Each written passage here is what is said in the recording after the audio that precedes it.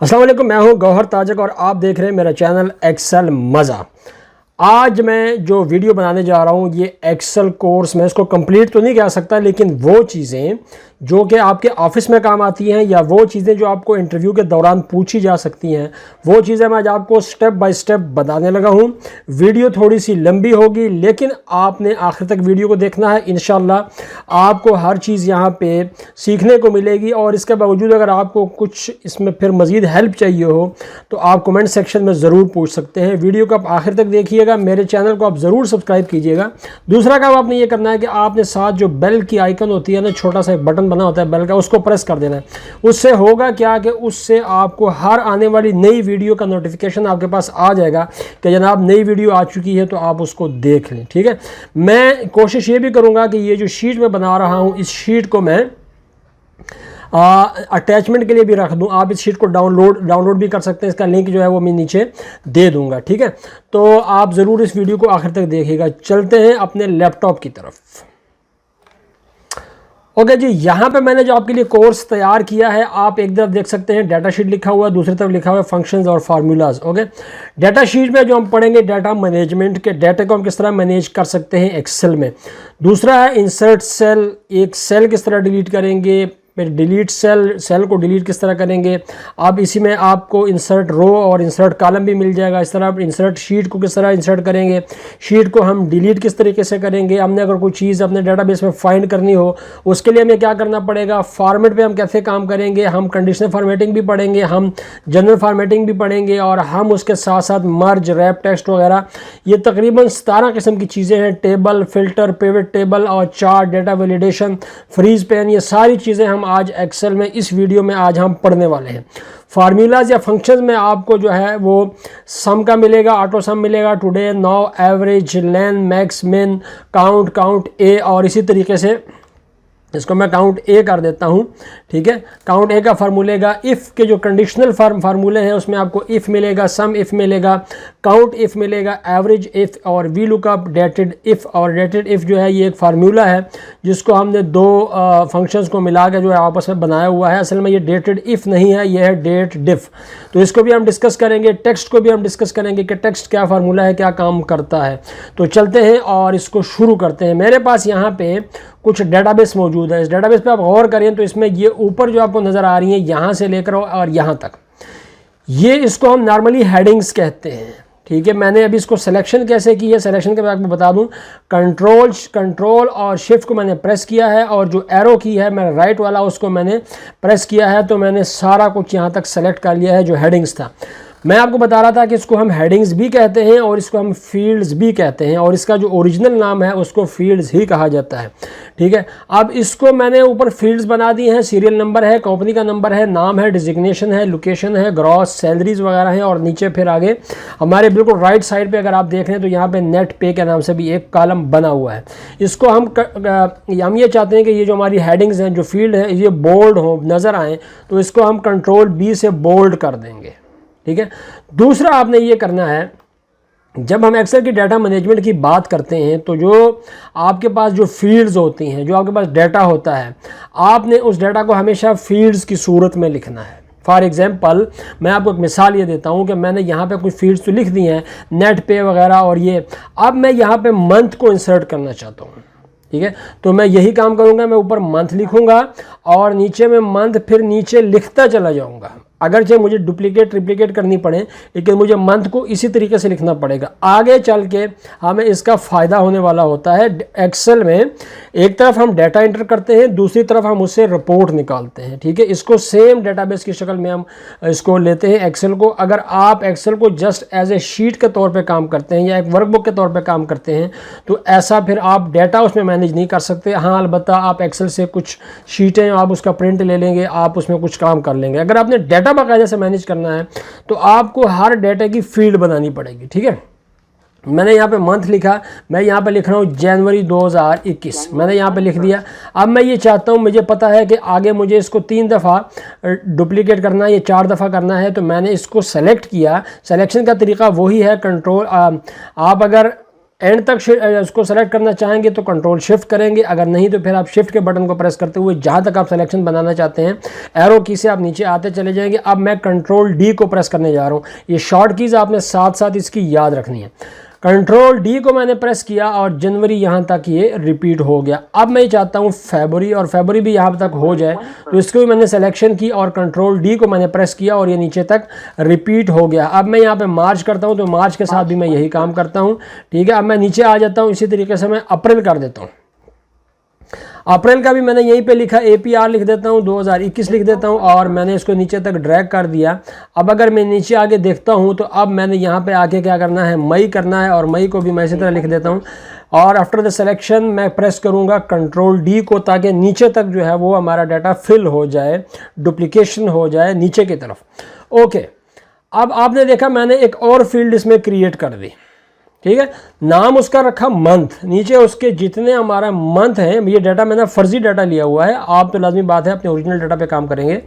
ये मेरे पास एक डाटाबेस बन रहा है, इसमें मैं आगे जाके डेट ऑफ बर्थ भी डाल सकता हूँ, डेट ऑफ ज्वाइनिंग भी डाल सकता हूँ, लेकिन आपने उसको फील्ड ही बनानी है। फॉर एग्जांपल मैं यहाँ पे एक और काम करता हूँ और मैं यहाँ पे जाके इंसर्ट में जाके मैं ये डेट ऑफ ज्वाइनिंग लिख देता हूँ। तो DOJ मैंने लिखा और इसकी मैंने एक फील्ड बना दी है, ठीक है।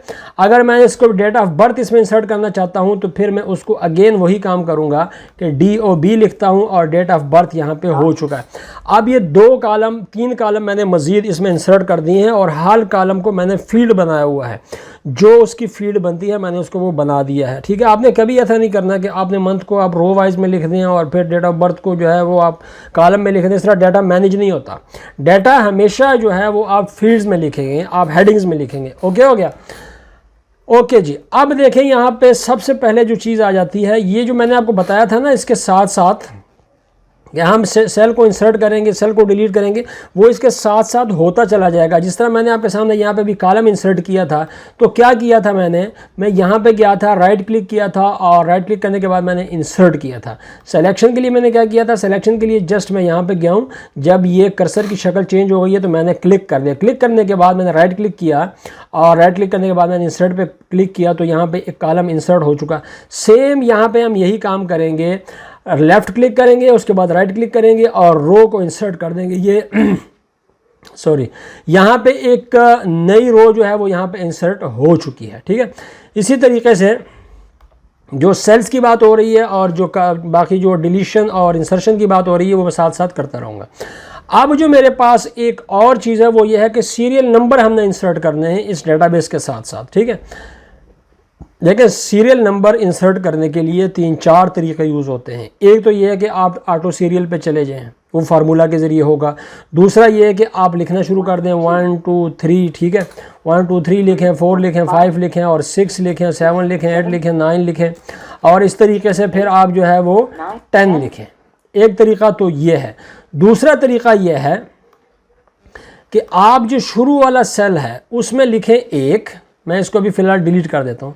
इस सेल में लिखें 1, नीचे आ जाएं। अब आप यहाँ पे फार्मूला के ज़रिए जो है ये काम करें। फार्मूला आपको पता है, इक्वल के साइन को प्रेस करते हैं और इसमें क्या करेंगे, 1 जमा करेंगे, इसमें प्लस करेंगे। ये फार्मूला है, फंक्शन नहीं है। 1 इसमें प्लस कर देंगे और इसको ओके कर देंगे। ओके करने के बाद आप इसको नीचे तक ड्रैग कर देंगे तो सारे के सारे जितने भी आपको यहाँ पे नज़र आ रहे होंगे, सारे के सारे सीरियल नंबर 1 से लेकर और 34 तक ये सीरियल यहाँ पे सीरीज़ नंबर जो है वो यहाँ पे लग चुके हैं। ठीक हो गया। 2 तरीक़े मैंने आपको बता दिए हैं, एक मैनुअली एंटर करेंगे, दूसरा फार्मूला के ज़रिए एंटर करेंगे। तीसरा तरीका यह है कि आप इसको एक काम करें, और वो तरीका क्या है कि आपने यहाँ से 1 और 2 लिख दिया और इसको नीचे तक आप ड्रैग करते चले जाएं तो आपके सामने यहाँ पे सीरीज़ नंबर भी इंसर्ट होते चले जाएंगे। अगर आप ये सब कुछ नहीं करना चाहते तो एक और तरीका है, और वो तरीका क्या है कि यहाँ पर आपने 1 लिखा और यहाँ पे आप आगे और नीचे तक आपने इसको ड्रैग कर दिया। ठीक है। अब जैसे आप ड्रैग करते हैं तो ये आपको राइट पे एक छोटा सा बटन नज़र आता है, इस पर आप क्लिक करें तो यहाँ पे आता है फिल सीरीज़। इस पर क्लिक करें भी तो सीरीज़ आपके फिल हो सकते हैं। मैं आपको तकरीबन ये तीसरा चौथा तरीका मैं आपको बता चुका। उसके बाद अगर आप ये काम भी नहीं करना चाहते तो आपको क्या करना है, आपको होम के टैब में जाना है, आपको फिल में जाना है और फिल में जाने के बाद आपको सीरीज़ में जाना है और सीरीज़ में जाने के बाद चूँकि हमने कॉलम में ऊपर से नीचे आना है तो कॉलम में हम सीरीज़ इंसर्ट करेंगे। स्टेप वैल्यू में आप 1 लिखेंगे, स्टॉप वैल्यू में आप जितने आपको सीरीज़ चाहिए उतने आप लिख लेंगे। स्टेप वैल्यू से मुराद ये है कि आप ऊपर वाली सीरीज़ में कितना इंक्रीज़ चाहते हैं। लाजमी के बाद है हम 1 के बाद 2 को इंसर्ट करेंगे तो हम उसमें एक का इजाफा कर रहे हैं, तो 1 लिखा, यहाँ पे स्टॉप वैल्यू मैंने यहाँ पे जनाब इसको 35 कर दिया, ठीक है, और जस्ट मैंने इसको ओके कर दिया। अब आपने देखा तो यहाँ से लेकर यहाँ तक जो है 35 तक उसने सीरीज़ इंसर्ट कर दी हैं। ये भी हो गया। सीरीज़ किस तरीके से इंसर्ट करनी है ये काम भी हो गया। हमने सीरीज़ लगा ली है, लास्ट वाली सीरीज़ को मैं डिलीट कर देता हूँ। ओके, 3-4 तरीक़ों से हमने सीरीज़ को लगाना सीख लिया। अब जो नेक्स्ट काम है वो क्या है, वो ये है कि हम अपने डेटाबेस को उसको बॉर्डर किस तरह देते हैं। ठीक है, बॉर्डर देने का तरीका ये है, देखें डेटाबेस को सेलेक्ट करें, माउस से सेलेक्ट करें, अगर लैपटॉप पे हैं तो फिर आप शिफ्ट को प्रेस करें, एरो की को प्रेस करें और नीचे तक जो है, अगर आप एकदम नीचे आना चाहते हैं तो कंट्रोल को और शिफ्ट दोनों को प्रेस करें और नीचे वाले एरो की को प्रेस कर दें। ये एक शॉर्ट की बनती है, आप ये भी साथ साथ नोट करते जाइएगा। उसके बाद आपको क्या करना है, आपको होम के टैब में आना है, फॉन्ट के रिबन में आना है। यहाँ पे आप देखेंगे तो आपको ऑल बॉर्डर मिलेंगे, आपने तमाम को बॉर्डर दे दिया। ओके, अगर आप ये चाहते हैं कि ये जो हेडिंग्स हैं, ये जो फील्ड्स हैं, ये अलग से नज़र आएँ, उसके लिए आप क्या करेंगे, आप ये चाहते हैं कि इसका बॉर्डर थोड़ा सा थिक हो जाए, तो उसके लिए भी आपके पास यहाँ पे ऑप्शन मौजूद है। बॉर्डर्स में यहाँ पे थिक बॉर्डर के नाम से आप देख सकते हैं कि ये देखें, अब आप इसका बॉर्डर जो है वो थिक हो चुका है। ठीक हो गया, बॉर्डर भी हो गए, साथ ऊपर वाली हेडिंग्स जो हैं वो भी हो गई। ठीक है, अब आप ये चाहते हैं कि ऊपर वाली हेडिंग्स का कलर भी मैं चेंज कर दूं, आप फॉन्ट कलर भी चेंज कर सकते हैं, बैकग्राउंड कलर भी चेंज कर सकते हैं। होम में आएंगे, फॉन्ट के रिबन में आएंगे, यहाँ पे देखें आपको 2 कलर्स मिल रहे हैं, ये वाला जो फॉन्ट कलर है और ये वाला जो है ये बैकग्राउंड कलर है।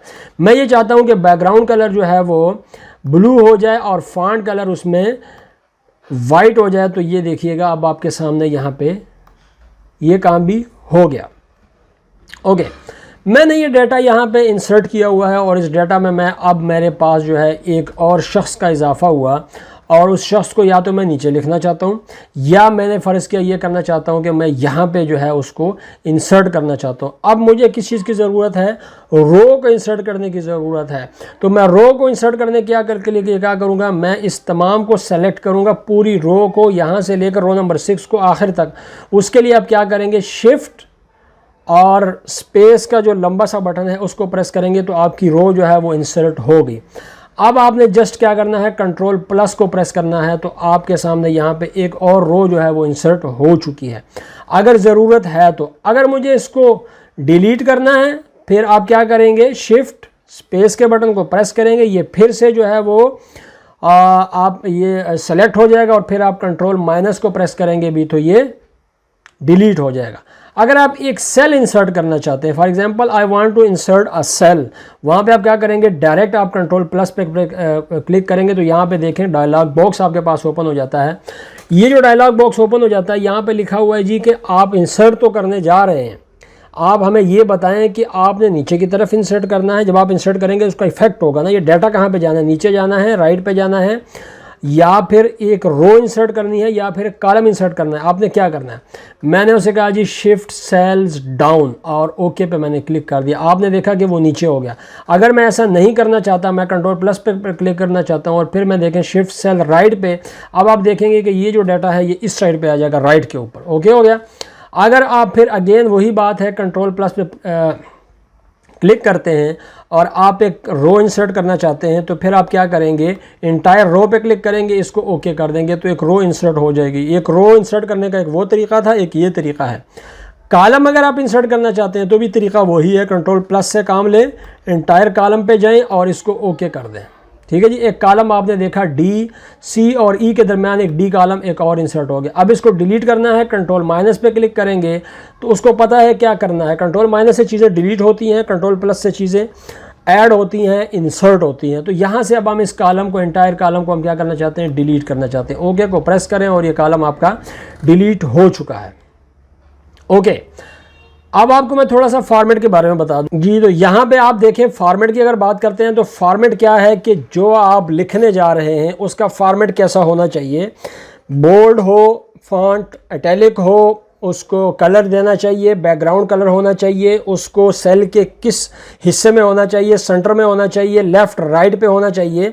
ये आपको फॉर्मेट सिखाता है कि फॉर्मेट में आपने क्या करना है। देखें यहाँ पे अगर आप देखें तो आपके पास ये जो सीरीज़ नंबर हैं ये बिल्कुल राइट साइड पे हैं। मैं चाहता हूँ कि दरमियान में अच्छे लगते हैं। जब आप इसका प्रिंट लेंगे तो ये दरमियान में अच्छे लगेंगे, एक साइड पे नहीं। उसके लिए क्या करना पड़ेगा, कॉलम को सेलेक्ट करें, होम में आएँ और यहाँ से अलाइनमेंट के रिबन में नीचे वाले बटन को आप क्लिक करें, सेंटर को, और इसको आप क्लिक कर दिया तो ये बिल्कुल सेंटर में हो गए। ठीक है, ये हो गई थोड़ी सी फॉर्मेटिंग के बाद। ओके, अब ये भी फॉर्मेटिंग है कि आपने फ़र्ज़ किया ये जो 1002 लिखा हुआ है जो कंपनी नंबर है या नेम है या जो डिजिग्नेशन है, आप फ़र्ज़ किया ये चाहते हैं कि यहाँ पे जो है वो मैं इसको अलग कलर दे दूँ, तो आप इसको अलग कलर भी दे सकते हैं और ये भी फॉर्मेटिंग ही है। देखिए यहाँ पे काफ़ी सारे आपके पास कलर्स हैं, आप इनमें से कोई भी कलर जो है वो सेलेक्ट कर सकते हैं। सेलेक्ट कर दिया आपने। अव्वल तो कलर्स देने से इज्तनाब कीजिएगा। एक्सेल में जब हम कलर्स पे चक्करों में पड़ जाते हैं तो शीट जो है वो भारी हो जाती है और फिर उसका इस्तेमाल जो है वो मुश्किल हो जाता है। एक ये फॉर्मेट है। दूसरा जो आप मैं जिस फॉर्मेट की बात करने जा रहा हूँ, ये देखें मैंने जो आपको टोटल एक दिया हुआ था उसमें हमने ये ऊपर वाली चीज़ें जो है ये तकरीबन हम कर चुके हैं। ठीक है, अब मैं आपको बताने जा रहा हूँ फाइंड और फॉर्मेट की बात, और उस फॉर्मेट की बात कर रहा हूँ जो कि जनरल फॉर्मेट है, जो हम सेल को किस तरीके से फॉर्मेट कर सकते हैं उसकी मैं बात करने जा रहा हूँ। देखें फाइंड के लिए यह है कि आप फाइंड के लिए कंट्रोल F को इस्तेमाल करते हैं, CTRL का बटन प्लस F के बटन को प्रेस करेंगे तो आप जो कुछ सर्च करना चाहते हैं वो आप यहाँ पे सर्च करेंगे। फॉर एग्जांपल मैं यहाँ पे आरिफ को सर्च करना चाहता हूँ, मैंने आरिफ को लिखा और मैंने इंटर के बटन को प्रेस कर दिया तो आप देखें इसने आरिफ को सेलेक्ट कर दिया आपके सामने। ये देखें, अब मैं दोबारा अगर इसको क्लिक करूँगा और नीचे आ गया आरिफ हुसैन पे, मैं दोबारा क्लिक करूँगा, अब कोई और आरिफ नहीं है तो वो वहीं पर फिरता रहेगा। अब अगर मैं इसको किसी और पे ले जाना चाहता हूँ, फॉर एग्जांपल मैं सीरीज़ नंबर, मैं कंपनी नंबर 1010 पे जाना चाहता हूँ, तो देखें आपके सामने कंपनी नंबर 1010 पे इसको जाना चाहिए, लेकिन ये क्यों नहीं गया, चूँकि मैंने ये काम फार्मूले से किया हुआ है तो इस वजह से वो नहीं गया। और अगर आपको इस तरह का फार्मूले में जाना हो तो फिर आपको क्या करना पड़ेगा, ये एक अच्छी ऑप्शन निकल आई ताकि आपको इसका भी पता चल जाए। आप ऑप्शन में जाएंगे, फार्मूला की बजाय आप वैल्यू पे क्लिक करेंगे, अब आप फाइंड नेक्स्ट पे क्लिक करें तो आप जो है वहाँ पे खड़े हैं। यहाँ पे आप जिसको आपने सर्च करना था आप उसको आप आसानी से सर्च कर सकते हैं, वरना आप किसी दूसरे को यहाँ पे सेलेक्ट करें, इसको भी आप आसानी से यहाँ पे सर्च कर सकते हैं। फाइंड की जो की है कंट्रोल F है शॉर्ट की। अगर आप उसको मैनुअली करना चाहते हैं तो होम में आएँ और यहाँ पे देखें एडिटिंग के बटन में आपको, एडिटिंग के रिबन में आपको जो है वो ये फाइंड एंड सेलेक्ट का बटन जो है वो आपको मिल जाएगा। ठीक है, उसके बाद आपके पास एक बहुत अच्छी ऑप्शन आ जाती है रिप्लेस की। आप जो है अपने डाटा को दूसरे डाटा से रिप्लेस कर सकते हैं। फॉर एग्जांपल यहाँ मैंने एक लोकेशन ली है और लोकेशन के ऊपर काफ़ी सारे लाहौर लिखे हुए हैं। मैं ये चाहता हूँ कि इस लाहौर की बजाय अब ये लाहौर 1 हो, 2 हो, 3 हो, तो फिर बात समझ में आती है, आप जाके उसको मैनुअल कर सकते हैं। लेकिन अगर ये लाहौर की इंट्रियाँ जो हैं ये आपके इस डाटा शीट में हज़ारों की तादाद में हो तो फिर एक एक उसके ऊपर जाना बड़ा मुश्किल है। उसके लिए जो शॉर्ट की यूज़ होती है वो कंट्रोल H की है, रिप्लेस का बटन है। आपने यहाँ पे इसको प्रेस किया, डायलॉग बॉक्स ओपन हो गया। वो कहता है जी फाइंड व्हाट, किस चीज़ को आप फाइंड करना चाहते हैं। मैंने कहा जी लाहौर को फाइंड करना है। नीचे उसने लिखा हुआ जी रिप्लेस विद, किससे रिप्लेस करना है। मैंने कहा जी मैंने लाहौर को रिप्लेस करना है लाहौर कैंट से। ओके, और यहाँ पे एक बटन आपको नज़र आ रहा होगा रिप्लेस ऑल, इसके ऊपर आप क्लिक करें। हाँ, अब यहाँ पे उसने मैसेज दे दिया Excel has completed its search and has made 9 replacements. Excel ने अपना सर्च कंप्लीट किया और 9 रिप्लेसमेंट जो है वो बना दिए। ये देखें जहाँ यहाँ लाहौर था वहाँ पे लाहौर कैंट आगे इजाफी हो गया। गुड हो गया। ओके, अब हम बात करते हैं फॉर्मेट सेल्स की, कि हम सेल्स को किस तरह फॉर्मेट कर सकते हैं। देखें जब आप सेल में कुछ इंटर करने जा रहे हैं तो या तो आप उसमें सिंपल वैल्यूज़ इंटर कर रहे हैं, या डेट इंटर कर रहे हैं, अमाउंट इंटर कर रहे हैं, आप टाइम इंटर कर रहे हैं, आप फिर कोई कस्टमाइज आइटम जो है उसमें इंटर कर रहे हैं, या टेक्स्ट इंटर कर रहे हैं। तो आपको उस लिहाज से टेक्स्ट जो सेल है उसको फॉर्मेट करना पड़ेगा, क्योंकि कैलकुलेशन के लिए बहुत ज़रूरी है। अगर आप एक्सेल के सेल को फॉर्मेट नहीं करते तो कैलकुलेशन में मसला आ सकता है। वैसे भी अगर मैं आपको यहाँ पे दिखाता हूँ, कंट्रोल 1 से फॉर्मेट सेल्स का जो डायलॉग बॉक्स है वो ओपन हो जाता है। ठीक है, यहाँ पे जो आपको चीज़ें मिलती हैं वो हैं कैटेगरी के अंदर margin, general, number, currency, account वगैरह, ये चीज़ें आपको मिलती हैं। अब ये देखें, मैं अगर डेट पे आता हूँ तो डेट के काफ़ी सारे सैंपल हैं यहाँ पे। इन सैंपल्स में से आप कोई भी सैंपल जब आप सेलेक्ट करते हैं तो वही सैंपल जब आप नीचे डेट इंटर करेंगे तो वो सैंपल डेट को उसी के अंदर कन्वर्ट करेगा, ठीक है। इसी तरह अगर आप अमाउंट्स की एंट्री करने जा रहे हैं, पैसे की एंट्री करने जा रहे हैं, तो उसमें भी दो चीज़ें होंगी। एक तो आप करेंसी लगाना चाहते हैं, करेंसी का साइन लगाना चाहते हैं, नहीं लगाना चाहते। दूसरा, आप उसको पॉजिटिव में लेना चाह रहे हैं या नेगेटिव में लेना चाह रहे हैं। ये फॉर्मेट आपको बताना पड़ेगा कि अगर आपकी वैल्यू जो है माइनस में चली जाए तो फिर उसका फॉर्मेट कैसा हो, अगर वो पॉजिटिव में है, प्लस में है, तो फिर उसका जो फॉर्मेट है वो किस तरीके से हो। वो ये तमाम चीज़ें आपको फॉर्मेट सेल में मिलेंगी और फॉर्मेट सेल का जो शॉर्ट की है वो है Ctrl+1। अच्छा जी, अब ये देखें, मिसाल के तौर पे यहाँ पे मैंने लिखना है डेट ऑफ ज्वाइनिंग और डेट ऑफ बर्थ। यहाँ पे मुझे डेट लिखनी है, तो मैं इन दोनों को नीचे तक सेलेक्ट कर लेता हूँ कॉलम्स को, और अपने लिए एक फॉर्मेट जो है उसको सेलेक्ट कर लेता हूँ। Ctrl+1 को प्रेस करूँगा, डेट में जाऊँगा, यहाँ पे मैं ये करता हूँ कि ये वाला जो फॉर्मेट है, टाइप में जाके इस वाले फॉर्मेट को मैं सेलेक्ट कर देता हूँ। और ये वाला फॉर्मेट सैंपल में भी कुछ नज़र नहीं आ रहा, लेकिन जब हम इसमें कुछ टाइप करेंगे उसके बाद आपको ये सैंपल में नज़र आना शुरू हो जाएगा। जस्ट ओके करेंगे और आप बाहर आ जाएंगे। ओके हो गया। अब मैं यहाँ पे डेट एंट्री करने जा रहा हूँ। For example date of joining में एंटर करने जा रहा हूँ 12 जनवरी 2015, ठीक है। अब इसको थोड़ा सा बड़ा भी कर देते हैं। बड़ा करने के लिए हाँ, एक और चीज़ आपको बता दूं, ये चीज़ें साथ साथ चलती रहेंगी। ये देखें, मैंने जब एंटर किया तो ये वाली हालत हो गई। इसका मतलब है कि जो कॉलम है उसका साइज़ छोटा है। कॉलम की एडजस्टमेंट के लिए आपने क्या करना है, यहाँ पे आना है कॉलम के दरमियान में और डबल क्लिक कर देना है, ठीक है। एडजस्टमेंट करेगा खुद कॉलम, जितना टेक्स्ट होगा उतना कॉलम अपने आप को एडजस्ट कर लेगा। ओके जी, अब मैंने यहाँ पे लिखनी है डेट ऑफ बर्थ। तो फ़र्ज़ किया मैं चले जाता हूँ 14 जुलाई 1977 पे चले जाता हूँ। अभी भी वही काम हुआ कि जो कॉलम है उसका साइज़ छोटा है, तो इन दोनों कॉलम्स के दरमियान में आऊँगा और यहाँ पर डबल क्लिक करूँगा और ये काम हो जाएगा। अब यहाँ से लेकर और यहाँ तक मैं जो भी डेट इंटर करूँगा उसका फॉर्मेट यहाँ पे ये बनेगा। अगर आपको ये फॉर्मेट पसंद नहीं है तो आप Ctrl+1 को प्रेस करते हैं और यहाँ से जाके फॉर एग्ज़ाम्पल मैं अपने लिए ये वाला फॉर्मेट जो है सेलेक्ट कर लेता हूँ, मार्च 12 और आगे उसके जो ईयर है वो। अब आप देखेंगे कि ऑटोमेटिकली इसने उसको उसके अंदर कन्वर्ट कर दिया है। और आइंदा आप जो भी यहाँ पे डेट डालेंगे, फ़र्ज़ किया मैं यहाँ पे 15 फरवरी 2014 लिखता हूँ, तो आप देखेंगे कि वो उसी के अंदर कन्वर्ट करेगा उसको। नेक्स्ट अगर आप डेट ऑफ बर्थ में लिखेंगे उसके साथ भी यही करेगा। लेकिन हम क्या करते हैं, हम थोड़ा सा शॉर्ट डेट यहाँ पे सेलेक्ट कर लेते हैं। इतना ज़्यादा जो है वो हमें फैलाने की ज़रूरत नहीं है। तो हम ये वाला मार्च जो 14 मार्च वाला जो फॉर्मेट है इसको हम सेलेक्ट कर लेते हैं। और देखें, अब यहाँ पे आके फिर हम डबल क्लिक करेंगे ताकि एडजस्टमेंट हो जाए, शीट ज़्यादा आगे की तरफ जाए ना। ओके, ये तो हो गया डेट से रिलेटेड फॉर्मेट।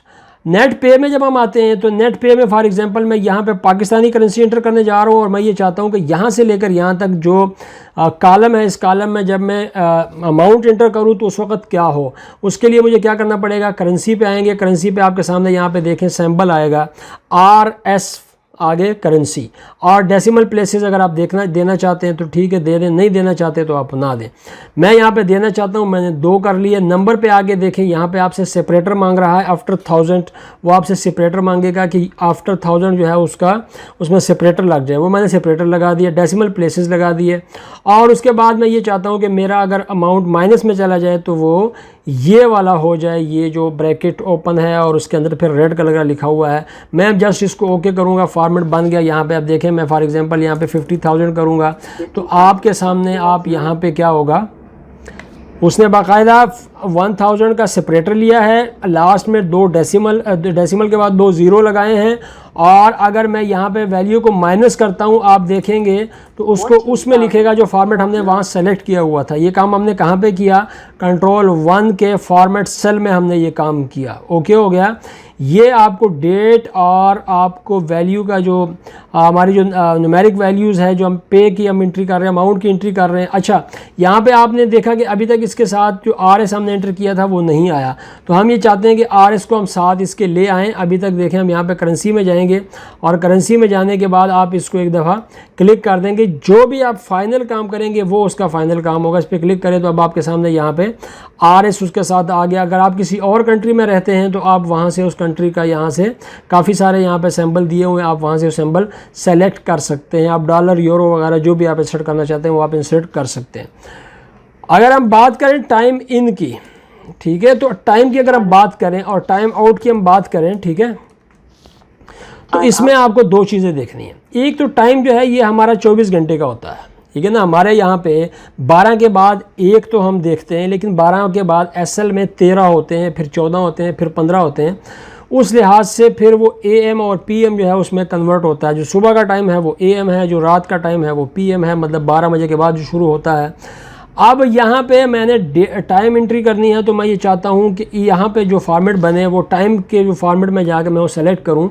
यहाँ पे देखें मैं ये वाला फॉर्मेट सेलेक्ट कर लेता हूँ। अगर मुझे ये पसंद है तो 7 सेकंड्स आ रहे हैं, मुझे ये पसंद नहीं है, मैं कहता हूँ कि सिर्फ घंटा और मिनट जो है वो साथ आए। तो देखें यहाँ पे मैं ओके प्रेस करूँगा और मैं यहाँ पे आ गया।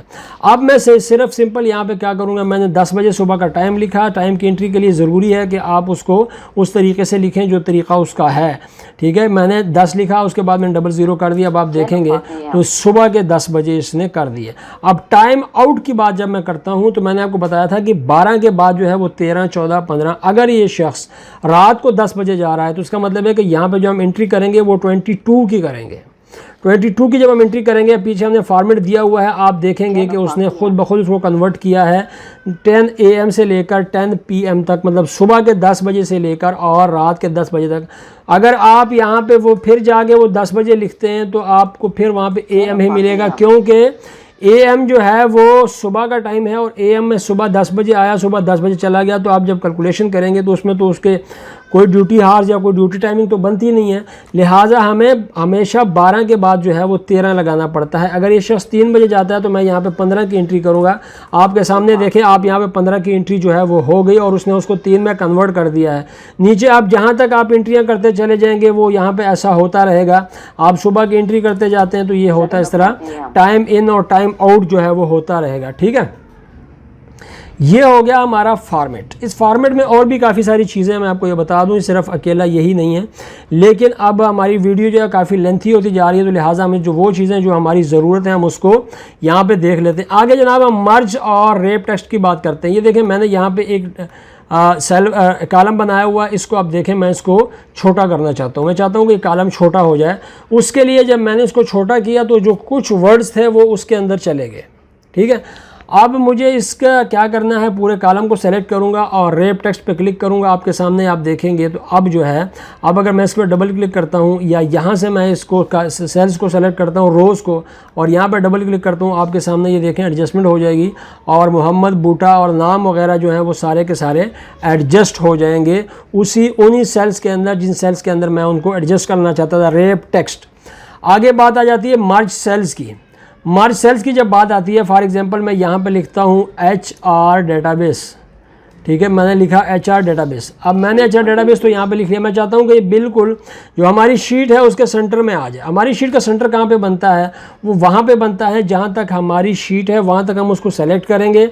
उसके बाद ये कि यहाँ से हम HR डेटाबेस को हमने लिखा इस सेल के अंदर, और इस सेल के बाद हमारी जहाँ तक शीट है, लास्ट जो कॉलम है वहाँ तक सेलेक्ट किया।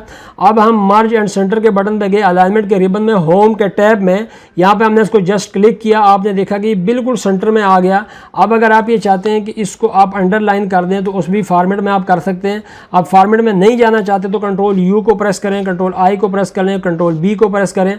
साइज़ को बड़ा करना चाहते हैं तो ये देखें, इसके साइज़ आप यहाँ से बड़ा कर सकते हैं। बैक कलर को आप चेंज करना चाहते हैं तो बैक कलर भी आप यहाँ से उसको आप चेंज कर सकते हैं, ठीक है। HR डेटाबेस मैंने यहाँ पे लिख दिया।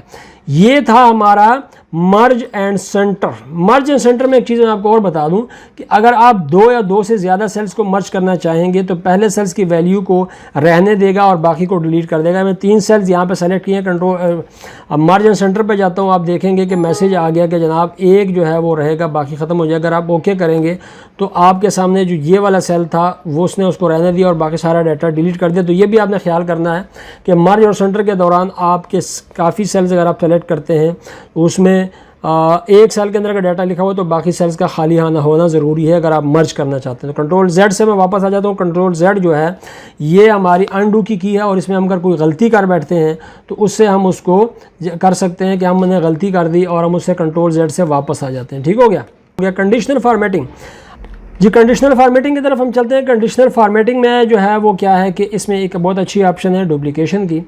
और डुप्लीकेशन क्या करता है, फॉर एग्जांपल मेरे पास ये एरिया है, मैं इस पूरे कॉलम के ऊपर एक कंडीशन लगा देता हूँ, कंडीशन है डुप्लीकेशन की। तो हम जाएंगे होम के टैब में, स्टाइल्स के रिबन में, कंडीशनल फॉर्मेटिंग में जाएंगे, हाईलाइट सेल्स रूल में आएंगे, यहाँ पे डुप्लीकेट वैल्यूज़ में आ जाएंगे, हम जस्ट इसको क्लिक कर देंगे बस। ओके, अब अगर हम कोई गलती करते हैं, कोई डुप्लीकेशन करते हैं, तो यहाँ पे हमें पता लग जाएगा कि हमने गलती कर दी। फॉर एग्जांपल यहाँ पे लोग और आ गए और यहाँ से नीचे तक मैंने इसको ड्रैग किया, ड्रैग करने के बाद कुछ और लोग मैं एंट्री करने जा रहा हूँ। अब मैं जब कंपनी नंबर इसका गलती से मैंने लिख दिया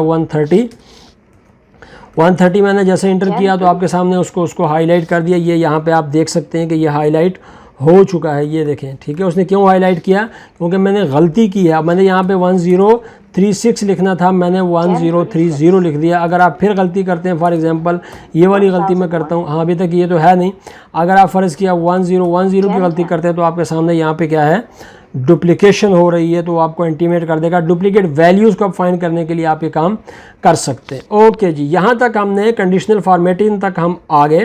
कंडीशनल फॉर्मेटिंग के बाद हमारे पास टेबल आ जाता है, फ़िल्टर आ जाता है, पिवट टेबल आ जाते हैं, चार्ट। काफ़ी लंबा होता जा रहा है वीडियो, बहरहाल इसको लेके चलते हैं, कैसे चलना है जनाब। ओके, हाँ आगे फ़िल्टर आपको बता दूं। फ़िल्टर आप अप्लाई करने जाते हैं, आप अपने डाटा को फ़िल्टर करना चाहते हैं, तो आपको क्या करना पड़ेगा, आप इन पूरे हेडिंग्स को आप सेलेक्ट करेंगे, फील्ड्स को सेलेक्ट करेंगे, डाटा में जाएंगे, बहुत बड़ा फ़िल्टर आपको नज़र आ रहा है, यहाँ से आप इसको फ़िल्टर लगाएंगे। अब आप अपनी मर्ज़ी के मुताबिक डाटा फ़िल्टर कर सकते हैं। फॉर एग्जांपल मुझे गुजरांवाला का डाटा चाहिए, तो मैंने गुजरांवाला को फ़िल्टर कर दिया। और भी काफ़ी सारी ऑप्शन हैं, आप उसको डिटेल से कीजिएगा, ना समझ आए तो फिर आप कमेंट्स बॉक्स में पूछ सकते हैं। ओके जी, उसके बाद हमारे पास आ जाता है जनाब टेबल। और टेबल जो है वो बहुत आसान काम है। ये पूरा डाटा मैंने लिखा हुआ है और ये पूरा डाटा मैंने एक टेबल बनाया हुआ है। अभी टेबल बना नहीं है, डाटा शीट है, मैं इसको टेबल में कन्वर्ट करना चाहता हूँ। कंट्रोल टी को आपने याद रखना है, कंट्रोल टी, ठीक है। और इस पे देखें, वो पूछ रहा है कि माई टेबल जो है वो उसके हेडर्स हैं कि नहीं है। हमारे पास हैं तो हम इसको जस्ट ओके कर देंगे। अब जो है आपका ये टेबल में कन्वर्ट हो गया डाटा सारे का सारा। जैसे टेबल में कन्वर्ट हो गया तो आपने देखा कि यहाँ पे डिज़ाइन का जो है एक टैब अलग से ओपन हो चुका है। अगर मैं इसे बाहर आता हूँ तो ये टैब गायब हो जाएगा। ये डिज़ाइन का टैब जो है ये स्पेशल इसके लिए है। आप यहाँ पे बहुत अच्छी ऑप्शन है, वो टोटल रो की है, इसको आप सेलेक्ट करें तो नीचे आप देखेंगे यहाँ पे आपके पास काफ़ी सारे फार्मूले आ गए। यहाँ पे भी फार्मूले आ गए। मैंने कहा जी ये जो हमारी ग्रॉस सैलरी है इसका मैं सम ले लेता हूँ, तो यहाँ पे आप देखेंगे तो उसका सम आ गया। ये टेबल में आप कर सकते हैं। टेबल का डिज़ाइन आप यहाँ से देख सकते हैं। जब आप कोई चीज़ करते हैं तो उसके मुतल्लिक़ा चीज़ें आपको फिर आहिस्ता आहिस्ता खुद ब खुद जो है वो मिलना शुरू हो जाएंगी। मैं कंट्रोल Z से वापस जा रहा हूँ क्योंकि मुझे टेबल और भी आगे कुछ चीज़ें आपको बतानी है। उसके बाद अगर हम देखते हैं तो यहाँ पे आपके पास पिवट टेबल आ जाता है। पिवट टेबल ज़्यादा डिटेल से पढ़ने की चीज़ है, लेकिन अगर आपने डाटा इंसर्ट कर लिया और आपने डाटा शीट बना लिया, डाटाबेस कंप्लीट हो गया, उसके बाद आप अब ये चाहते हैं कि आप इसकी रिपोर्ट करें, रिपोर्टिंग बनाएं, तो आप उसके लिए पिवट टेबल इंसर्ट कर सकते हैं। इंसर्ट के ऑप्शन में जाएंगे, पिवट टेबल में जाएंगे, आपसे पिवट टेबल इंसर्ट करवाएगा, आपसे पूछेगा जनाब आपने कहाँ पर करना है। हमने यहाँ पर ये न्यू वर्कशीट की जो ऑप्शन है इसके ऊपर क्लिक करेंगे, ओके करेंगे। न्यू वर्कशीट के ऊपर एक सिलेंडर ओपन हो जाता है। इस सिलेंडर में आप अपनी मर्ज़ी का डाटा यहाँ पर रख सकते हैं। फॉर एग्जांपल मैं ये चाहता हूँ कि मैं यहाँ पे कंपनी नंबर को फ़िल्टर करूँ, कंपनी नंबर को मैं छोड़ दूं, और मैं चाहता हूं कि फॉर एग्जांपल लोकेशन को मैं यहाँ पे लूं और लोकेशन जो है उसका मैं यहाँ पे ग्रॉस अमाउंट जो है उसको यहाँ पे कैलकुलेट करूं। तो फिलहाल ये काउंट कर रहा है, मैंने इसको लेफ़्ट क्लिक से जो है उसको किया। अब मैं जो वैल्यू फील्ड सेटिंग पे जाएं और यहाँ पे इसको क्या करें, सम कर दें, तो अब आपको पता लग जाएगा कि जनाब वो एक समरी बन गई है कि गुजरांवाला गुजरात लाहौर का इतना इतना टोटल बन रहा है। पिवट टेबल आप अगर मज़ीद इसके अंदर फील्ड्स इंसर्ट करना चाहते हैं तो आप कर सकते हैं। आप कंपनी नंबर को लें, आप नाम को लें। अब आप देखेंगे कि आपके पास एक बहुत अच्छा सा डाटा शीट बन रहा है। आप डिज़ाइन में जाके आप इसके डिज़ाइन को चेंज कर लेते हैं, रिपोर्ट लेआउट में आते हैं और टेबुलर फॉर्म में जो है वो इसको इंसर्ट कर लेते हैं। अब आप देखेंगे तो हर एक का अलग अलग टोटल उसने बता दिया कि देखें जी ये वो बंदे हैं, और ये अलग से उसने आपके लिए एक बहुत प्यारा सा एक डेटा सेट बना लिया है, एक बहुत प्यारा सा टेबल बना लिया है। इस पिवट टेबल के अंदर काफ़ी सारी चीज़ें हैं, बाकी भी हैं, ठीक है, लेकिन उसको इंसर्ट करने का तरीका यह है, टाइम बिल्कुल ख़त्म होता जा रहा है, तो वो मैंने आपको बता दिया कि पिवट टेबल आप कैसे इंसर्ट कर सकते हैं। ओके, इसके ऊपर मेरी मज़ीद वीडियोज़ मौजूद हैं, सिर्फ पिवट टेबल पर आप वहाँ से जाके उन वीडियोज़ को देख सकते हैं। चार्ट की बात करते हैं तो चार्ट आप देखें, मैं अब पिवट टेबल की है चार्ट की बात कर लेते हैं। मैंने पिवट टेबल इंसर्ट किया। अब आप इसकी ऑप्शन में जाएं तो यहाँ पे आपको पिवट चार्ट नज़र आएगा। ये पिवट चार्ट को आप क्लिक करते हैं, अपनी मर्ज़ी का चार्ट जो है वो आप सेलेक्ट करते हैं, ओके करते हैं और अब आपके सामने यहाँ पे एक चार्ट जो है वो बन चुका है। ठीक है, अब अगर मैं फ़र्ज़ किया इनमें से बाकी फील्ड्स को हटा देता हूँ, फॉर एग्जांपल मैं कंपनी नंबर को हटा देता हूँ, नेम को हटा देता हूँ, तो आप देखेंगे चार्ट कितना प्यारा खूबसूरत चार्ट आपके सामने इंसर्ट हो चुका है। चार्ट की डिज़ाइनिंग है, चार्ट का फॉर्मेट है, एनालाइज है, उसका लेआउट है, ये सारे के सारे टैब जो ओपन हो गए, तीन टैब, ये सारे के सारे किससे रिलेटेड हैं? चार्ट से रिलेटेड हैं। आप इसके ऊपर मज़ीद वर्क कर सकते हैं। ओके, उसके बाद हम जनाब जो है वो डाटा वैलिडेशन पे चले जाते हैं। तो डाटा वैलिडेशन एक ऐसी चीज़ है जहाँ से आप अपने डाटा शीट के अंदर अपने डाटा को वैलिड कर सकते हैं। मतलब आप किसी के आपने फ़र्ज़ किया यहाँ पे ग्रॉस सैलरीज़ पे ही आ जाते हैं, हम सैलरीज़ की बात करते हैं। हम डाटा में जाएंगे, यहाँ पे मैं अभी वैलिडेशन लगाना चाहता हूँ तो मैं डाटा वैलिडेशन पे आता हूँ। डाटा वैलिडेशन में यहाँ पे ये चाहता हूँ कि ये जो हमारे जितना हमने एरिया सेलेक्ट किया हुआ है ना, यहाँ पे मैं क्या अलाउ करना चाहता हूँ। टाइम अलाउ करना चाहते हैं, होल नंबर करना चाहते हैं, डेसिमल सिस्टम अलाउ करना चाहते हैं, कस्टम में आप कुछ करना चाहते हैं। कस्टम में अगर मैं यहाँ पे करूँ तो मैं ये चाहता हूँ कि यहाँ पे जो है वो ग्रेटर देन 10,000 की एंट्रीज जो है वो यहाँ पे इंटर हों। ठीक है, अब देखें मैं अगर यहाँ पे 9,000 की एंट्री कर रहा हूँ तो आपके सामने यहाँ पे एक मैसेज आ जाएगा और वो कहेगा कि आप यहाँ पे 9,000 की एंट्री नहीं कर सकते। अगरचे मैं यहाँ पे 9,999 की भी एंट्री करूँगा फिर भी आ जाएगा। ओके, ये था हमारा डाटा वैलिडेशन। और उसके बाद फ्रीज पेन और कमेंट्स क्या चीज़ें हैं देखें। अभी आपके पास ये एक डाटा शीट कंप्लीट मौजूद है। इसमें ये हेडिंग्स आपको नज़र आ रही हैं जिसको हम फील्ड्स कहते हैं। आप ये चाहते हैं कि नीचे हम चलते जाएं लेकिन फील्ड्स जो है अपनी जगह पे रहें। हम इसको सेलेक्ट करेंगे, सेलेक्ट करने के बाद हम यहाँ पे आएंगे, व्यू में आएंगे। व्यू में आपको नज़र आएगा फ्रीज़, व्यू का टेबल, फ्रीज पेन, और आप जस्ट इसके ऊपर क्लिक कर देंगे। और जब आप नीचे आते चले जाते हैं तो आप देखेंगे कि ये आपका डाटा जो है वो आपको ऊपर डाटा फील्ड्स जो है वो नज़र आ रही हैं और डाटा जो है ऊपर जाता जा रहा है। इसकी आसानी ये होती है कि अगर आप नीचे यहाँ पे एंट्री करते जाते हैं तो आपको पता लग रहा होता है कि कौन सी फील्ड के अंदर कौन सी एंट्री मुझे करनी है। फ्रीज पेन की बहुत अच्छी ऑप्शन है। ओके जी, यहाँ पे हम चलते हैं तो यहाँ पे आगे जो हमने लिखा है वो क्या लिखा हुआ है जी, वो है कमेंट्स। अगर आप डाटा में कमेंट्स डालना चाहते हैं तो आप कमेंट्स डाल सकते हैं। आप कमेंट्स डालने के लिए आपको क्या करना पड़ेगा, आप रिव्यू में जाएंगे, रिव्यू में आप न्यू कमेंट्स आपको मिल जाएगा। इसकी शॉर्ट की मैं आपको बता देता हूँ और वो है Alt R और C। Alt R और C। मैं फ़र्ज़ के यहाँ पे कमेंट डाल देता हूँ, कोई भी कमेंट मैं डाल देता हूँ। आपको कमेंट डालना चाहते हैं फॉर एग्जांपल अपनी यादाश्त के लिए कि ये मैंने उस डेट को काम किया था, मैं आज की डेट जो है वो डाल देता हूँ। और आज की डेट है जनाब 1 नवंबर और 2021। ठीक है, अब मैंने आज की डेट यहाँ पर डाल दी। अब मैंने इसको डाले, मैं जब भी यहाँ पे आऊँगा तो आपको ये बताएगा कि ये आपने यहाँ पे ये लिखा हुआ है। अपनी यादाश्त के लिए आप कमेंट डाल सकते हैं। आप इसको डिलीट करना चाहते हैं तो Alt R D पे क्लिक करें, ये डिलीट हो जाएगा। Alt R D पे क्लिक करें, कमेंट्स यहाँ से डिलीट हो जाएंगे। ठीक हो गया। अब हम आते हैं जल्दी से जनाब फार्मूलाज की तरफ, फंक्शंस की तरफ। ओके, मैंने आपको बताया था कि सम, ऑटो सम, देखें फार्मूला या फंक्शन को अप्लाई करने के लिए इक्वल का साइन लगाना पड़ता है। सम की तरफ आते हैं तो आप सम का फार्मूला यहाँ से देख सकते हैं। हमने सम लगाया और छोटी ब्रैकेट को ओपन किया और ये हमारी रेंज थी, ये रेंज हमने दी, उसने हमारे लिए यहाँ पे आप देखेंगे तो सारे का सारा उसको क्या कर दिया, सम कर दिया। ठीक है, मैं उसको बोल्ड कर लेता हूँ, थोड़ा सा इसके साइज़ को बढ़ा देता हूँ ताकि आपको नज़र आता रहे। ये है सम का फार्मूला। ओके, अब अगर हम यहाँ पे आते हैं तो आपके सामने ये फार्मूले मैं सारे यहाँ से कॉपी कर लेता हूँ और इनको मैं यहाँ पे आके पेस्ट कर लेता हूँ। ठीक है, ऑटो सम पे अगर हम आते हैं तो ऑटो सम क्या है, जिस तरह हमने फार्मूला लगाया था इसी तरह हम एक शॉर्ट की यूज़ करते हैं। वो आर्ट के साथ प्लस का जो साइन होता है, बैक स्पेस, इसके ऊपर इक्वल का भी साइन बना होता है, प्लस का भी, बैक स्पेस के साथ वाला, इस पर आप क्लिक करें तो आपके सामने ये देखें ऑटो सम हो गया। ठीक है, दोबारा यहाँ पे अप्लाई करता हूँ, आपके सामने ये हो जाएगा। ठीक है, उसने वहाँ से लिया। अगर आप उसको चेंज करना चाहते हैं तो आप यहाँ से चेंज कर सकते हैं। ये मैंने यहाँ से चेंज किया और यहाँ तक हो गया। टुडे का फंक्शन क्या करता है, आज क्या डेट है, कल क्या डेट होगी, परसों क्या डेट होगी, क्योंकि कल वाला दिन, जब आप कल आएंगे तो कल वाला दिन आपके लिए आज होगा, परसों का आप आएंगे तो आपके लिए परसों का दिन आपका आज होगा। टुडे का फार्मूला क्या करता है कि आपके लिए उस दिन का जो है वो आपको डेट निकाल के दे देता है। टुडे अप्लाई करेंगे, पैरेंथेसिस को ओपन करेंगे, खाली पैरेंथेसिस को बंद करेंगे और ठीक है, हो गया। अगेन वही बात है, फॉर्मेट में आप जाके उसके फॉर्मेट को चेंज कर सकते हैं। आप ये देखें मैंने फॉर्मेट यहाँ पे चेंज कर दिया। आज की डेट इसने दी है, जब मैं कल आऊँगा तो यहाँ पे अगर मैं शीट को सेव कर लेता हूँ और सेव करने के बाद मैं इसको कल खोलूँगा तो कल ये यहाँ पे कल की डेट होगी। आप अगर ये शीट डाउनलोड करेंगे तो आपको पता चलेगा। नाउ क्या करता है, आपको अभी का टाइम दे देता है। अभी इसका टाइम होगा 7:18। ये देखें उसने 7:18 का टाइम दे दिया। मैंने टाइम में जाके इसके फॉर्मेट को सेट कर दिया और फॉर्मेट को सेट करने के बाद ओके किया। अब आप देखें 7:18 हो गए, ठीक है।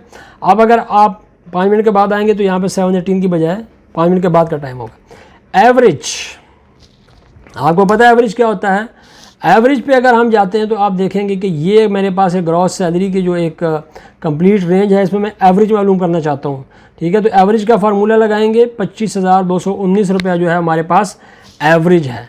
लेन का फार्मूला क्या करता है कि आप फॉर एग्जांपल मैंने यहाँ पे कुछ इस सेल के अंदर जो है मैंने कुछ लिखा हुआ है, यहाँ पे इन 2 सेल्स के अंदर मैंने लिख दिया और इनके मैं रैप टेक्स्ट को भी ख़त्म कर देता हूँ। अच्छा, मैं ये चाहता हूँ कि इन सेल्स के अंदर जो कैरेक्टर्स लिखे हुए हैं वो कितने हैं, तो मैं लेन का फार्मूला जो है वो अप्लाई करता हूँ। यहीं पे अप्लाई कर लेता हूँ LEN, ठीक है। और यहाँ पे आ जाता हूँ, ये मेरा सेल है, इंटर को प्रेस करूँगा, यहाँ पे 14 कैरेक्टर्स हैं। कितने हैं? 14 कैरेक्टर्स हैं। ओके, मैक्सिमम के लिए है, मैक्स को अप्लाई करेंगे, MAX फंक्शन है। और आप इस पूरी रेंज के अंदर जो पूरी रेंज है इसमें आप मैक्सिमम वैल्यू, सबसे बड़ी वैल्यू कौन सी है वो आपको बताएगा, 31,000 है। ओके, मिनिमम वैल्यू आपको क्या करेगा, मिनिमम सबसे छोटी वैल्यू आपको बताएगा, वो भी आप इसी रेंज में देख सकते हैं। मैं इस रेंज में आया और मैंने इसको ये पूरी रेंज दे दी और इसमें मैंने इंटर को प्रेस किया, इसने मुझे बताया कि 21,786 जो है is the minimum value in this range. Count, आप देखें मेरे पास यहाँ से लेकर और यहाँ तक अभी मैंने कुछ इंटर किया, कोई फार्मूला, मैं इन्हीं को यहाँ पे काउंट कर लेता हूँ, COUNT काउंट। और यहाँ से लेकर यहाँ तक मैं काउंट करना चाहता हूँ, तो उसने कहा जी कितने, 7 हैं, ठीक है। अब अगर मैं यहाँ पे आता हूँ और इन दोनों को काउंट करता हूँ, ये फार्मूला मैं यहाँ पे लगाता हूँ तो क्या होगा, COUNT काउंट।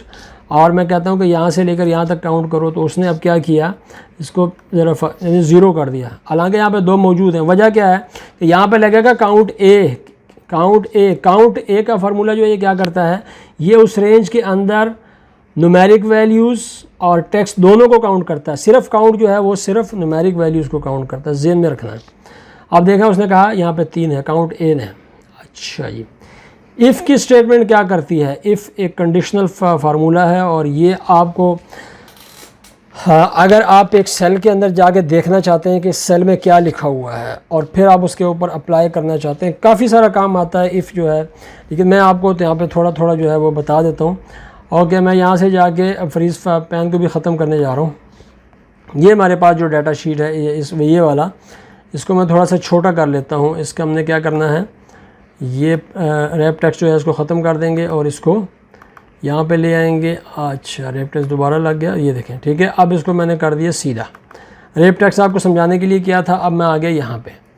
अब यहाँ पे ये जो फार्मूले हैं सम, इफ़ और ये वाले, ये मैं आपको समझाने जा रहा हूँ। अब इफ़ क्या करता है, देखें इफ़ जो है ये देखें, मैं फॉर एग्जांपल यहाँ पे फार्मूला लगाने जा रहा हूँ और मैं ये कहता हूँ कि नेट पे की जगह पे मैं फार्मूला लगाने जा रहा हूँ।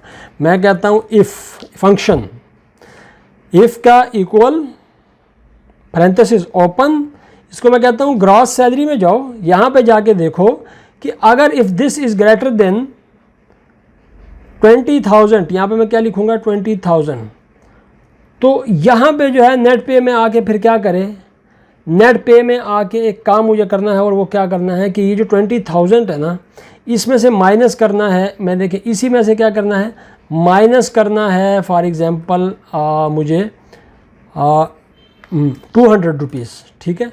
और अगर ये काम ना हो तो फिर क्या हो, यहाँ पे 0 कर दे। ये मैंने 2 कंडीशंस लगा दी हैं। इफ़ वहाँ पे जाके देखें, अगर वहाँ पे वैल्यू 20,000 से ज़्यादा है तो उसमें से 200 रुपये कम कर दे, और अगर वहाँ पे ऐसा नहीं है तो ये जो जहाँ पे पड़ा हुआ यहाँ पे 0 कर दे। ये देखें उसने क्या कर दिया, 200 रुपये माइनस कर दिया, यहाँ पे 24,800 कर दिया। अब इसको नीचे तक ड्रैग करके देखें ज़रा, सब पे ये काम कर रहा है। सारी की सारी वैल्यूज़ जो हैं वो 20,000 से ऊपर हैं, ठीक है। आप इसको ज़रा नीचे तक ले आएँ, हो सकता है कुछ वैल्यू नहीं है। अच्छा, अब अगर मैं यहाँ पे आता हूँ, ये फार्मूला नीचे तक चला गया है, इसको मैं यहाँ से डिलीट कर देता हूँ। अब मैंने चूंकि ये कहा हुआ है ना कि अगर 20,000 से ऊपर है, अब मैं यहाँ पे एक वैल्यू को 20,000 से कम कर देता हूँ ना, देखिए 19,000 कर देता हूँ, यहाँ पे क्या हो गया, 0 हो गया। लेकिन डाटा वैलिडेशन हमने वक्त लगाया था तो उसने हमें कहा जी कि आप नहीं कर सकते। हम यहाँ से डाटा वैलिडेशन को भी ख़त्म कर देते हैं। हमने ख़त्म करने का तरीका भी आपको पता लग जाएगा कैसे है। यहाँ पे आप जाएँ, कस्टम में जाएँ और यहाँ पे क्या करें, एनी वैल्यू कर दें और ओके कर दें। अब देखें यहाँ पे मैं 19,000 कर रहा हूँ, ठीक है। अब आप देखेंगे कि यहाँ पे 0 आ गया, ठीक है, उसमें से कुछ नहीं कर रहा। हाँ, अगर आप ये चाहते हैं कि अगर वो 0 की बजाय आप ये चाहते हैं कि फिर वही अमाउंट इधर आ जाए, है ना, 20,000 से अगर कम है तो फिर वही वैल्यू यहाँ पे आनी चाहिए ना, उसको 0 तो नहीं करना, नेट पे आना चाहिए। तो फिर क्या करेंगे, आप जस्ट F5 कर देंगे, वही उसी वैल्यू। आप देखें आपने, उसने क्या कर दिया, उसने 19,000 को यहाँ पे लिख दिया। इसी तरह अगर मैं यहाँ पे 12,000 कर देता हूँ तो आपके सामने यहाँ पे क्या होगा, 12,000 लिखेगा क्योंकि 12,000 से कम है। ओके जी, इफ़ हो गया। उसके बाद जनाब सम इफ़ है, और सम इफ़ के बाद काउंट इफ़ है। ये मैं आपको बता देता हूँ क्या है। यहाँ पे देखें, ये मेरे पास एक टोटल रेंज है यहाँ से लेकर यहाँ तक।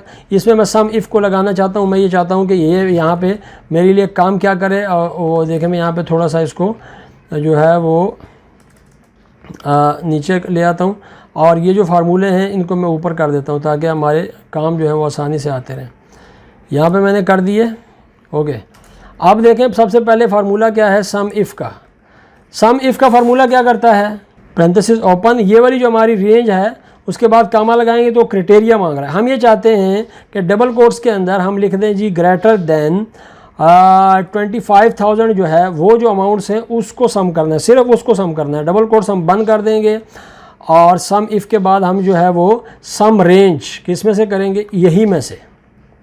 आप देखें, आप इसको बंद करें, और उसने वो वैल्यूज़ हमारे लिए सम की हैं, टोटल उन वैल्यूज़ का किया है। वैसे तो इसका सम जो है वो बनता है 83,000 समथिंग बनता है, लेकिन आप यहाँ पे देखें तो यहाँ पे क्या बन रहा है, यहाँ पे आपके सामने वो बन रहा है 29,000। ये वो वैल्यूज़ हैं जो कि ग्रेटर देन 25,000 है। अगर मैं ग्रेटर देन 20,000 कर दूंगा तो आप इसकी रेंज जो है वो ज़्यादा बढ़ जाएगी, ठीक है, क्योंकि एक दो वैल्यूज़ जो हैं वो ग्रेटर लेस देन 20,000 से।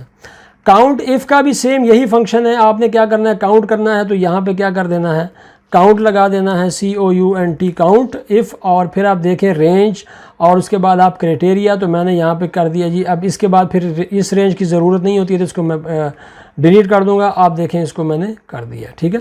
इसको मैं फार्मूले को यहीं पे रहने देता हूँ और इसको मैं नीचे ले आता हूँ, और इसको मैं यहाँ पे क्या कर देता हूँ, काउंट लिख देता हूँ, ताकि ये फार्मूला आपके साथ जब आप शीट को डाउनलोड करें तो ये फार्मूला आपको मिल जाए। यहाँ पे मुझे क्या करना है, सम की जगह पे काउंट करना है, काउंट। और अब देखें 33 है, यहाँ से लेकर अगर यहाँ तक आप इसको देखेंगे तो आप इसको 33 देखेंगे, ठीक है, यहाँ से लेकर यहाँ तक। 20,000 से ऊपर वाली वैल्यूज़ को जो है वो काउंट करना है। अगर हम ये कह दें कि 25,000 से वैल्यू को करना है तो 12 वैल्यूज़ हैं जो सिर्फ 25,000 से ऊपर हैं। ओके, आप एवरेज इफ़ का फार्मूला भी इसी तरह अप्लाई कर सकते हैं। एवरेज इफ़ आप लगाएंगे और उसके बाद आप इसका जो है वो देखेंगे सिंटैक्स, आप इसका रेंज है, और ये हमारे पास रेंज है। उसके बाद अगर कामा लगाते हैं तो फिर वो क्राइटेरिया पूछ रहा है। क्राइटेरिया में हम जो है वो फिर अगेन वही बता देते हैं, उसी फार्मूले को हम नीचे कॉपी कर लेते हैं, ये देखें, लगा देंगे, और उसके बाद जो है वो क्राइटेरिया हमने ये बता दिया, और एवरेज रेंज यहाँ पे मांग रहा है। तो एवरेज रेंज जो है वो भी हमारे पास यही है। आप देखेंगे तो उसने हमें बताया कि आपके पास जो है वो 25,700, जो 25,000 से ऊपर की वैल्यूज़ है उसका एवरेज इतना बनता है। अगर मैं इसको 30,000 कर दूंगा तो आप देखेंगे कि यहाँ पे इतना बन गया, ठीक है। वी लुकअप बहुत बड़ा फार्मूला है, डेटेड इफ़ और टेक्स्ट। ओके जी, मैं वी लुकअप और इनको मैं यहाँ पे ले जाता हूँ। ये देखें, अब फॉर एग्जांपल ये जो लोकेशन है, ये लोकेशन फॉर एग्जांपल यहाँ पे नहीं है, ये यहाँ पे नहीं है, मैं इसको यहाँ से डिलीट कर देता हूँ, ठीक है। हमारे पास जो यूनिक वैल्यू है वो हमारे पास है कंपनी नंबर की। कंपनी नंबर के अगेंस्ट जो है हम यहाँ पे वी लुकअप लगा देते हैं। लोकेशन के लिए हम इसको फ़र्ज़ किया, मैं यहाँ पे इस लोकेशन को मैं यहाँ पे लाना चाहता हूँ या मैं वहाँ पे लाना चाहता हूँ, सिर्फ वी लुकअप को समझना। इक्वल का साइन करेंगे, वी लुकअप लगाएंगे, यहाँ पे आप देखेंगे तो वी लुकअप वैल्यू हमारे पास ये वाली है। उसके बाद वो टेबल अरे मांगता है, तो टेबल अरे हमारे पास यहाँ से लेकर और यहाँ तक है। लोकेशन हमारे पास 4 कॉलम में पड़ा हुआ है, कामा के बाद हम 4 देंगे, फिर कामा लगाएंगे और इंटर कर देंगे। यहाँ पर जब आपके पास ये वाली शीट इस तरह की होगी, एक ही शीट के अंदर आप काम करेंगे तो आपको क्या करना पड़ेगा, F4 प्रेस करना पड़ेगा। यहाँ पे अगर आप आते हैं तो यहाँ पे आप F4 को प्रेस करेंगे तो आपके पास जो है आपका डाटा जो है वो जब आप नीचे उसको आप एब्सोल्यूट कर लें, अगर नीचे तक आप ड्रैग करते हैं तो कोई मसला ना रहे। नीचे तक आप ड्रैग कर दें तो आपके सामने देखेंगे तो सारी की सारी लोकेशंस यहाँ तक आ चुकी हैं। ठीक हो गया। उसके बाद जो हमारे पास अभी नीचे जो और फार्मूले पड़े हुए हैं वो है डेटेड इफ़ और टेक्स्ट का फार्मूला। देखें बहुत आसान काम है। डेट ऑफ बर्थ आपके पास लिखा हुआ है, आप यहाँ से जो है वो एज निकालना चाहते हैं, यहाँ पे निकालेंगे, आप एज निकालेंगे डेटेड इफ़ की मदद से। डेट डिफ़ है, असल में ये डेट और डिफ़ है, आप इसकी मदद से निकालेंगे डेट डिफ़। और उसके बाद आपसे ये पूछेगा जी कौन सी डेट है, ये डेट ऑफ बर्थ मेरी डेट है और आज की डेट में वो यहाँ से निकाल लेता हूँ। टुडे का फंक्शन डालने के बाद, टुडे का फंक्शन जब मैंने डाला तो मैंने यहाँ पे पैरेंथेसिस ओपन और पैरेंथेसिस क्लोज कर दिया और ख़ाली थे। उसके बाद मैंने कामा लगाया और कामा लगाने के बाद मैंने यहाँ पे ईयर्स में निकालना चाहता हूँ तो मैंने यहाँ पे वाई लिख दिया और कामा को पैरेंथेसिस को बंद कर दिया। अब आपके सामने यहाँ पे इसकी डेट एज निकल आई 44। आप इसको अगर नीचे तक ड्रैग करेंगे तो आप अभी देखें यहाँ पे है कुछ नहीं, तो इसलिए उसने सबको 121 कर दिया। इसका भी इलाज है, लेकिन हम यहाँ पे कुछ इंट्रीज़ कर लेते हैं। फॉर एग्ज़ाम्पल 14 जुलाई 1976 कर दिया। आप देखें उसकी 45 साल उम्र हो गई। इसी तरीके से अगर आप इन सब को यहाँ पर नीचे तक ड्रैग करते रहते हैं तो आपके सामने यहाँ पे इनकी एज यहाँ पे निकल आ जाएगी। दूसरा यहाँ पे लिखा हुआ था एक टेक्स्ट का फंक्शन, और टेक्स्ट का फंक्शन क्या करता है, लास्ट फंक्शन है और वीडियो ख़त्म होने जा रही है। टेक्स्ट का फंक्शन क्या करता है कि आपको मैं बता दूं, ये जो आपकी डेट लिखी होती है उसमें से आपको ईयर, मंथ और डे आपको निकाल के देते हैं। फॉर एग्जांपल ये देखें यहाँ पे डेट लिखी हुई है, इस डेट में से मैं क्या निकालना चाहता हूँ, वैल्यू के बाद मैं यहाँ पे लिखता हूँ डबल कोट्स में वाई। अब आपके सामने ये इस क्या आ गया 77। यहाँ पे आप देखें इस सेल के अंदर तो आपको ईयर नज़र आ रहा है, तो यहाँ पे उसने क्या कर दिया 77। अगर मैं इसको डबल वाई कर देता हूँ, ये देखें अभी भी क्या है, अब मैं फिर इसको ट्रिपल कर देता हूँ, अब उसने क्या कर दिया 1977। अगर आप यहाँ पे इस टेक्स्ट की ईयर की जगह पे आप यहाँ पे मंथ निकालना चाहते हैं, मंथ, ठीक है, इसी उस डेट से, तो अब आपके सामने देखें यहाँ पे लिखा हुआ था आई पे, आई में लिखा हुआ था, ये लिखा हुआ था जनाब आई में, और आई में लिखा हुआ था यहाँ पे आप क्या करेंगे एम लिखेंगे। एम जब आपने लिखा तो उसने 7 लिख दिया क्योंकि यहाँ पे जुलाई है। अगर आप डबल एम करेंगे तो ये 07 कर देगा। अगर आप इस यहाँ पे ट्रिपल एम करेंगे तो यहाँ पे क्या कर देगा, जुल कर देगा। ओके, अगर आप 4 कर देंगे तो जुलाई कर देगा। इसी तरीके से आप डेट्स भी निकाल सकते हैं। ठीक है, आप अगर यहाँ पे चाहते हैं इसको आप एब्सोल्यूट कर लें ताकि आगे फिर जाके प्रॉब्लम ना खड़ी करे। यहाँ पे ये था मंथ में, मंथ का टेक्स्ट था, इसको मैं ऊपर ले जाता हूँ, और ये जो है ये ईयर है। ठीक है, टेक्स्ट क्या करता है, ईयर, मंथ और डेट निकालता है। यहाँ पे मैंने मंथ निकाला और यहाँ पे मैं निकालने लगा हूँ डे। अब यहाँ पे आप सिंपल क्या करेंगे, एम की जगह पे आप डी प्रेस कर दें, जितनी दफ़ा करेंगे उतना थर्सडे आ रहा है। अगर आप इसको 4 दफ़ा करेंगे तो थर्सडे को पूरा कर देगा। आपको ये भी पता चला कि उस दिन थर्सडे था। अगर आप 1 दफ़ा डी करेंगे तो 14 कर देगा। ठीक हो गया। Thank you very much for watching. ये था मेरा, बहुत ज़्यादा वीडियो लेंथी हो गई है। आप इस वीडियो को जो है वो शेयर करें, कमेंट्स करें। आपको मज़ीद भी कोई हेल्प की ज़रूरत होगी तो इंशाल्लाह मैं हाज़िर, I am present. Okay, thank you very much for watching.